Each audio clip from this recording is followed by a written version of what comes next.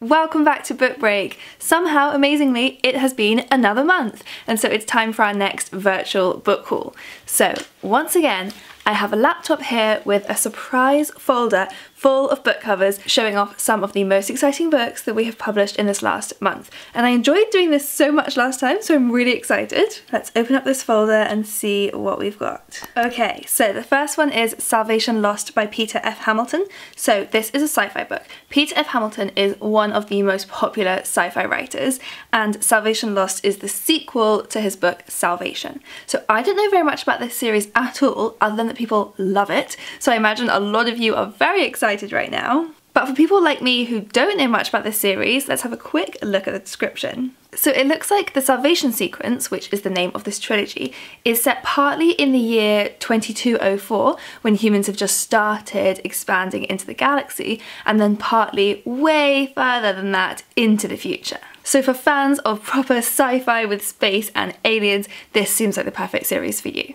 Okay, next we have Blood Witch by Susan Dennard. Okay, another one in the series that's been really popular. Blood Witch is the third book in the Witchlands series. So there was Truth Witch and Wind Witch. This is the paperback that's just come out after the hardback release last year. So if you've been excitedly waiting for the paperback, it is finally here. And I haven't read this series, but the thing that I've heard most about it is how incredible the world building is. So if that's what you kind of look for in your fantasy, this is the series for you. Finding series for everyone today. Next we have As Long As We Both Shall Live by Joanne Chaney. Okay, I've read this one. So this is another paperback release, totally different cover to the hardback which I read, which looked like this. So this is a Gone Girl-esque thriller, but with so many more twists and turns even than Gone Girl had. This is about a man who is hiking with his wife when there is an accident and she is killed. And he seems to be this absolutely broken-hearted husband, until it turns out that his last wife also died in a mysterious accident. So suddenly we're trying to work out, is he actually this cold-blooded killer who's just putting on a performance of grief? And let me tell you, you will not figure out what's coming. This book just constantly kept surprising me. Okay, next. Oh, something totally different. So this is The Russian Job by Douglas Smith. This is a book I haven't read, but it's the forgotten story of how America saved the Soviet Union from famine. So this is a true story. It looks fascinating. I'm just having a look here and there are so many brilliant reviews of this book. And I feel like a lot of people are on a bit of a non-fiction kick at the moment, especially with stories like this that are about some of the other biggest hardships that nations have gone through. So I have a feeling a lot of people will be wanting to pick this one up.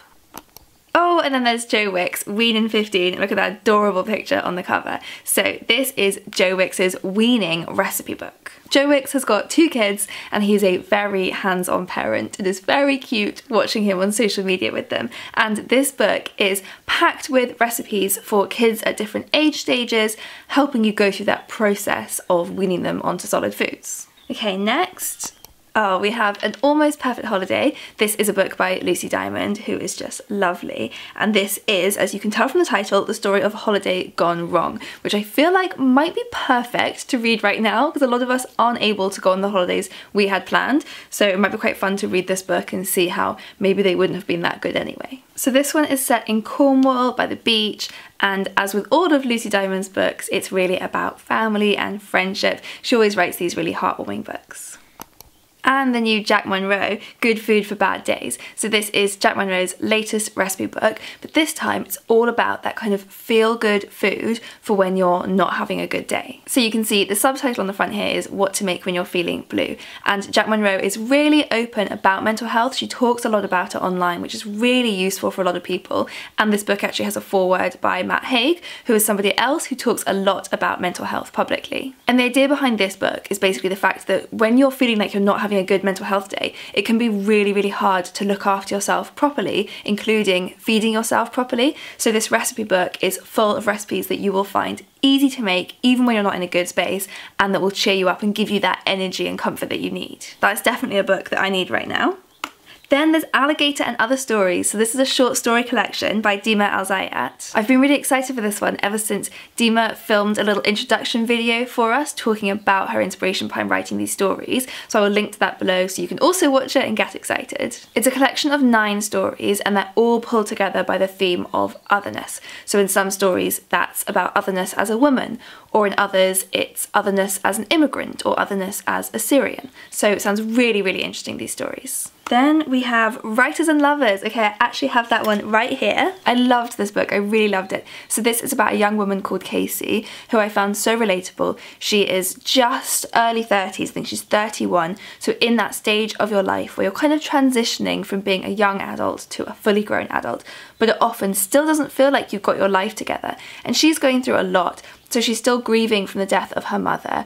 She wants to be a writer but doesn't feel like she's getting anywhere with that. She's stuck in this dead-end job at a restaurant that she doesn't enjoy her job there. And she has a few romantic interests that each represent very different paths that her life could go down. And I think that's why I loved this book so much, is that at the age and the stage of life where Casey is right now, there are choices you make that seem to lead you down such drastically different paths, and that's what this book is kind of about her figuring out. Okay, then we have A House Through Time by David Olusoga and Melanie Back Hansen. You probably know the TV show A House Through Time, where David Olusoga traces the history of a house back to when it was first built, all the way up to the generation currently living in it now, and uncovering the secrets hidden within those 4 walls. And this book does the same thing and kind of offers you the tools for how you can trace back the history in your own home. Because there are so many stories to be told in these ordinary houses, not great big castles where we know the history that's all bound up with them then, but ordinary people's houses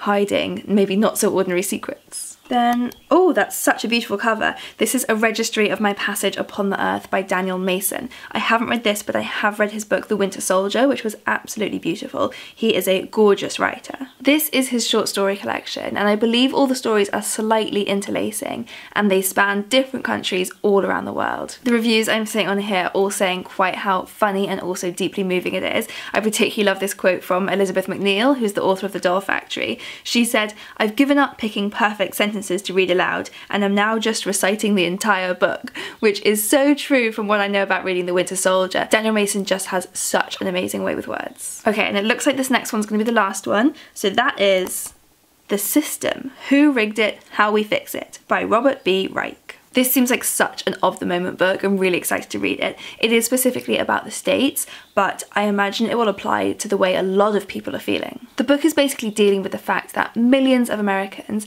have totally lost faith in their political and economic system, and it's starting to really feel like the system is rigged and there's nothing anyone can do about it. And this book confronts that and addresses the ways in which it is true in a lot of ways how wealth and power have combined to undermine democracy. But instead of just feeling hopeless about it, reading this book, the idea is it can demystify the system and open up opportunities for people to demand change. And that's it. So wow, I'm gonna have to go and order all of those books for myself, and I'd love to know which ones you guys are most excited about. Do leave a comment below. Plus let me know anything else that's come out that you guys have heard of that you're really excited about, because then I can go and look them up. And we have a whole playlist I will link to here of all of our book hauls, which we do every month, so you can go back and get even more inspiration for books to add to your wish list or go ahead and order from your local bookshops. See you next time.